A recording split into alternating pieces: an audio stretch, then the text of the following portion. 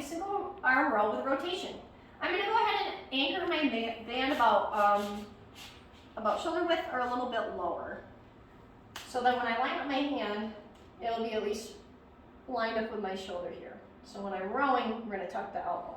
I'm going to go ahead and get to a split stance position. So I'm going to go ahead and place one foot back behind me. My other foot's going to be lined up in the front. I'm going to bend my knee, and I'm going to make sure my feet are pointing nice and straight on. We don't want that foot angling out with the hip open. You want to make sure everything's facing forward. We're going to go ahead and sit back into it. You can go ahead and lift that heel up too if you would like. We're going to keep that core tight, slight pelvic rotation to set the hips into place. Taking a deep breath in through that diaphragm.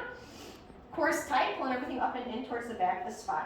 I'm going to go ahead and make sure I have a neutral grip, which is my grip with my fist facing towards the part where the rig is anchored at, or where the band's anchored at. Shoulders back, core's tight. I'm going to take my other hand that's just hanging out and place it out in the middle of my diaphragm just to make sure that I'm keeping myself centered when I'm rowing. I'm going to go ahead and take a deep breath in. Row.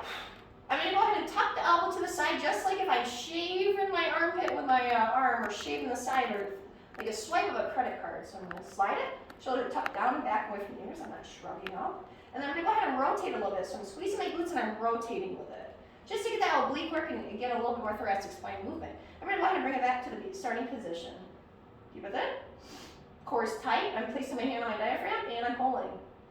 I'm rotating and then coming back in. Now let's go ahead and go over the breathing. So you want to make sure when you're pulling the band inwards, we're going to take a deep breath in. Hold, rotate, and big breath out when we release it. Again, deep breath in. Rotate, and big breath out. Okay.